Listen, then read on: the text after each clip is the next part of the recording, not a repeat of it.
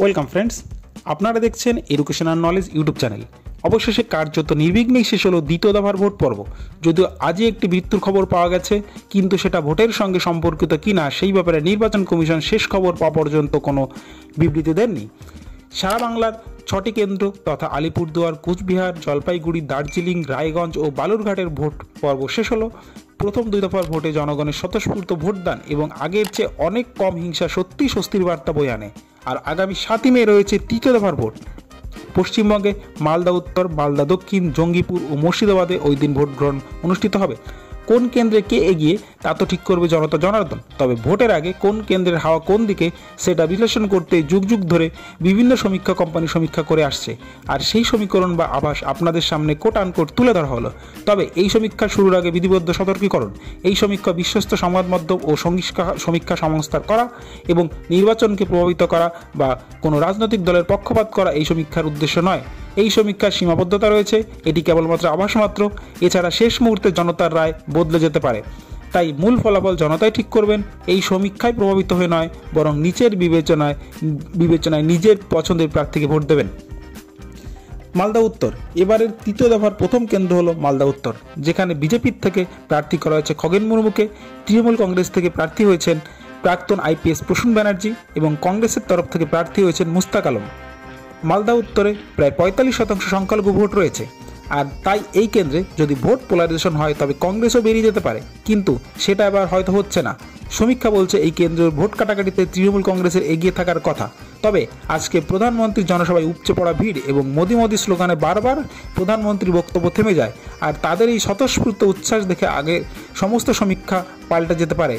যেহেতু আমাদের সমীক্ষা বলছে এই কেন্দ্র থেকে তৃণমূল কংগ্রেস এগিয়ে যেতে পারে, তবে আজকের এই ঘটনার পর এবারের নির্বাচন এই কেন্দ্র থেকে খগেন মুর্মু অর্থাৎ বিজেপি প্রার্থী যদি বেরিয়ে যান সেক্ষেত্রে কিন্তু অবাক হওয়ার নেই। তবে এই ব্যাপারে আপনার কি মনে হয় কমেন্ট করে অবশ্যই জানাবেন। তৃতীয় দফার পরবর্তী কেন্দ্র হলো মালদা দক্ষিণ। 2009 সালে মালদাকে ভেঙে মালদা উত্তর এবং দক্ষিণ করা হয়, যেখানে 7টি বিধানসভা কেন্দ্র রয়েছে, যার মধ্যে গতবারের নির্বাচনের 3টি রয়েছে বিজেপির দখলে, বাকি 4টি তৃণমূলের দখলে। এখানে সংখ্যালঘু সম্প্রদায় রয়েছে প্রায় 59%। এই ভোট কোন দিকে যাবে তার উপর কার্যত এবারের ফলাফল নির্ভর করবে। এদিকে মালদা দক্ষিণে বিজেপি প্রার্থী করা হয়েছে শ্রীরূপা মিত্র চৌধুরীকে, তৃণমূল তরফ থেকে প্রার্থী করা হয়েছে শেহনাজ আলী রেহানকে এবং কংগ্রেসের তরফ থেকে ঈশা খান চৌধুরীকে। এখানে কংগ্রেস ও তৃণমূলের কার্যত দ্বিমুখী লড়াই হবে, তবে কিছুটা হলেও এগিয়ে আছেন তৃণমূল প্রার্থী শেহনাজ আলী রেহান। তবে ভোট কাটাকাটি হলে খেলা ঘুরেও যেতে পারে, আর আজকে মোদির জনসংঘ সেই ইঙ্গিতই করছে। এই ব্যাপারে আপনার কি মতামত অবশ্যই কমেন্ট করে জানাবেন। পরবর্তী কেন্দ্র হলো জঙ্গিপুর। এই কেন্দ্রে 63% রয়েছে মাইনরিটি ভোট, আর এই কেন্দ্রগুলিতে মূলত লড়াই হবে কংগ্রেস ও তৃণমূল কংগ্রেসের মধ্যে। 2019 ও 2021 ভোটে মাইনরিটি ভোট যে হিসাবে ভাগ হয়েছে, এবার তার ব্যতিক্রম হতে পারে। যদিও এই নির্দিষ্ট বা নিশ্চিতভাবে বলা যাচ্ছে না। এই কেন্দ্র থেকে গত নির্বাচনে বাইরন বিশ্বাস তৃণমূলের কংগ্রেসের প্রার্থীও জয়লাভ করেছিলেন। এবারের নির্বাচনে বিজেপির থেকে প্রার্থী হয়েছেন ধনঞ্জয় ঘোষ, তৃণমূলের প্রার্থী করা হয়েছে খলিলুর রহমানকে। ভোট হলে এই অঞ্চলে কাটাকাটি হলে ভোটের রসায়নে খলিলুর রহমানই পুনর্নির্বাচিত হবেন। তৃতীয় দফার ভোট শেষ কেন্দ্র হচ্ছে মুর্শিদাবাদ লোকসভা কেন্দ্র। এই মুর্শিদাবাদ বিগত কয়েক বছর ধরেই কংগ্রেসের গড়বড়ে ধরা হতো, তবে দিন বদলেছে। তৃণমূল কংগ্রেস ধীরে ধীরে মালদা, মুর্শিদাবাদ ও বহরমপুরে প্রভাব বিস্তার করেছে, আর যেখানে 69% ভোট মাইনরিটি, সেখানে তৃণমূল ও কংগ্রেসের 50-50 চান্স রয়েছে বলে মনে করা হচ্ছে। আর এবার এই কেন্দ্রে বিজেপির থেকে টিকিট পেয়েছেন গৌরীশঙ্কর ঘোষ, তৃণমূল থেকে টিকিট পেয়েছেন আবু তাহের খান, সিপিএমের থেকে টিকিট পেয়েছেন মোহাম্মদ সেলিম। এখানে কংগ্রেসের দাপট সর্বাধিক হলেও সমীক্ষা বলছে বড় কোনো অঘটন না ঘটলে এই কেন্দ্র থেকে তৃণমূল প্রার্থী আবু তাহের খান জিততে পারেন। তবে 3% ভোট এদিক ওদিক হলে ফলাফল পাল্টে যেতে পারে।